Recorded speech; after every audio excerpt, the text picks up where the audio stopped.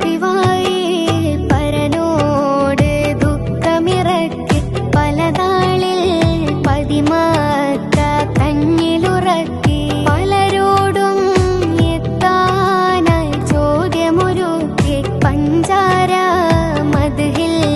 ഞാൻ വ്യതകളൊതുക്കി കരടാലെ കണ്ണിൽ തിമിരം സ്ഥിരമായി കരയാനായി കൽബിൽ ഇഖ്ലാസ് അത് പോയി